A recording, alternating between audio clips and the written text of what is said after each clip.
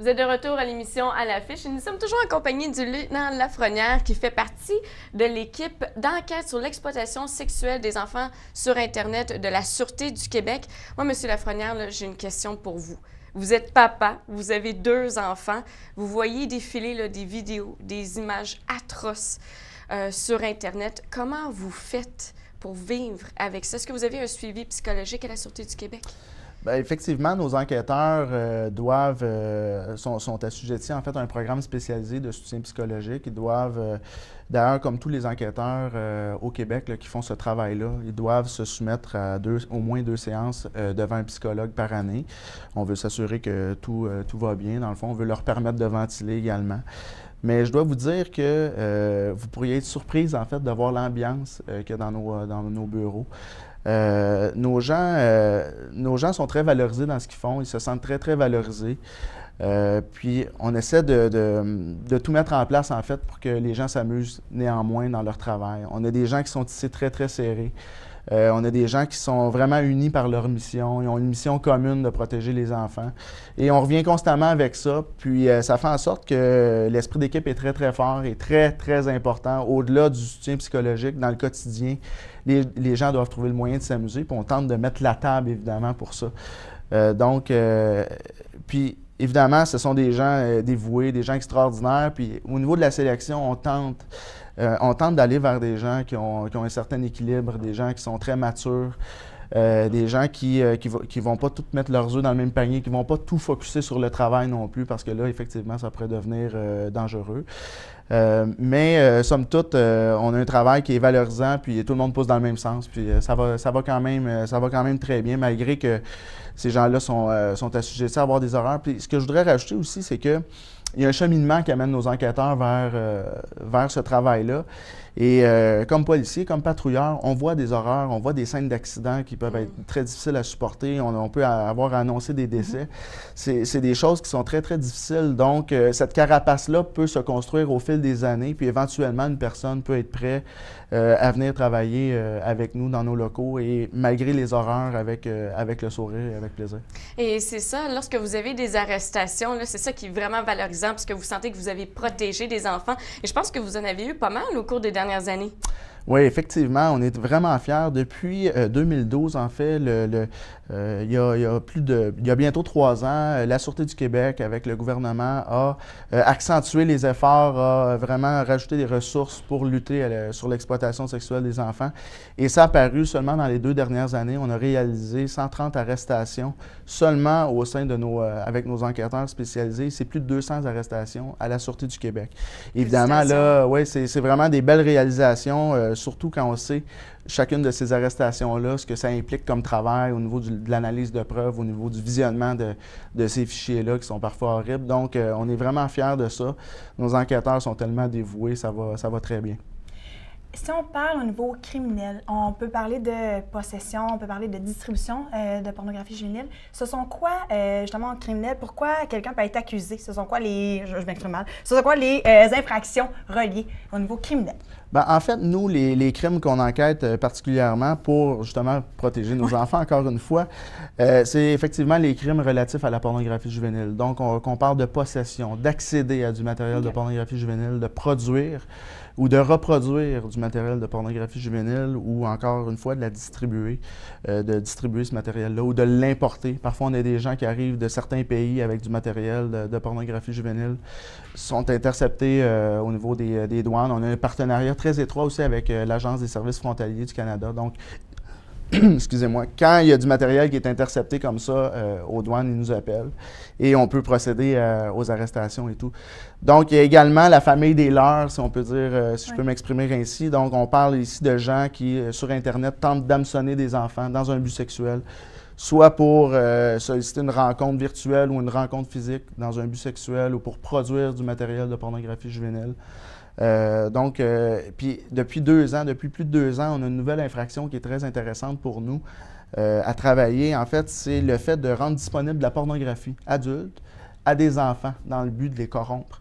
Donc, c'est maintenant une nouvelle infraction qu'on utilise dans notre domaine qui facilite encore une fois notre travail. Et lieutenant Lafrenière, bon, les suspects qui sont arrêtés pour possession et distribution de pornographie juvénile, est-ce que c'est des gens qui avaient la plupart du temps des antécédents judiciaires? En fait, on arrête toutes sortes de personnes. Oui, à l'occasion, on arrête des gens qui ont des antécédents judiciaires en matière sexuelle. C'est pas nécessairement dans la majorité des cas.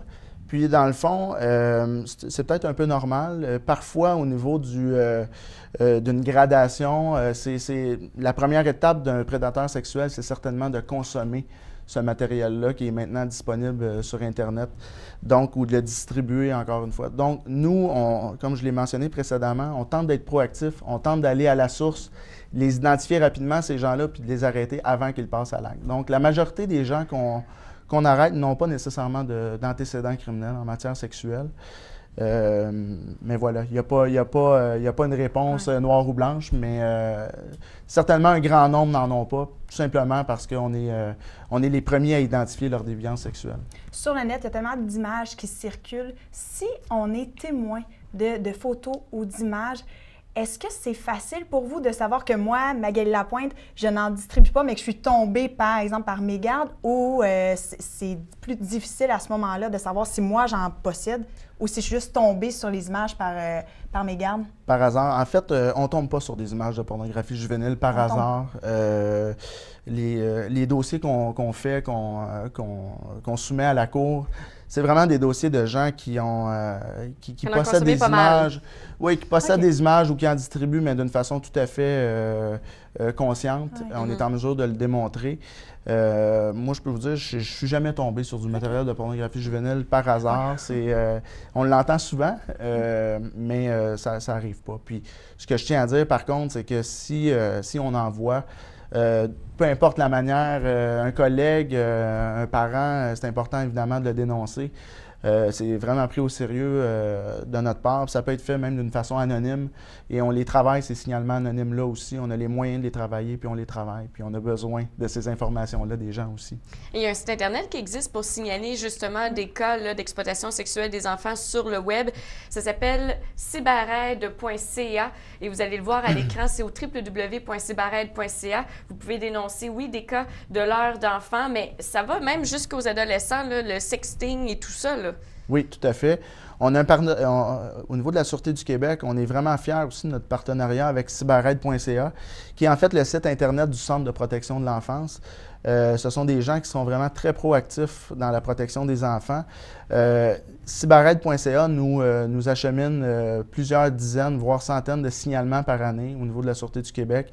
Et nous, on a le rôle de coordonner ces signalements-là, de voir ce qu'il y en est et de redistribuer auprès des corps de police québécois ou de les garder pour nous-mêmes. Mais bref, on a un partenariat étroit avec eux et chaque signalement est vraiment enquêté là, au niveau de cyberaide.ca.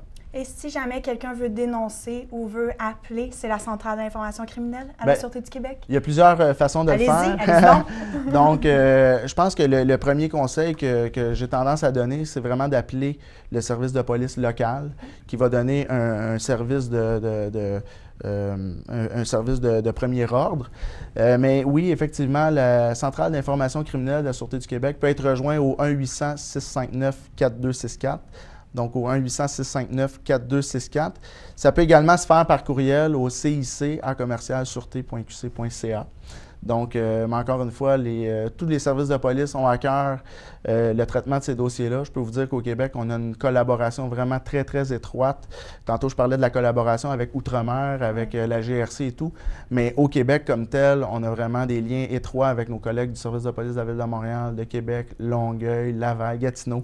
On est vraiment très, très unis dans cette lutte-là. Tout le monde pousse dans le même sens, puis on communique d'une façon très, très efficace. Puis l'efficacité passe par nos communications entre nous.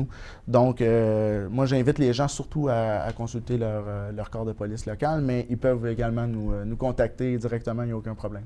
Lieutenant Lafrenière, bon, je suis maman, c'est peut-être pour ça que j'ai eu de la difficulté durant l'entrevue, mais je veux vous remercier, vous féliciter pour votre travail. Dieu sait que ça ne doit pas être évident et on a besoin d'enquêteurs, on a besoin d'experts comme vous à la Sûreté du Québec pour pouvoir arrêter ces prédateurs sexuels. Alors, félicitations et bravo à toute votre équipe. Merci, c'est gentil.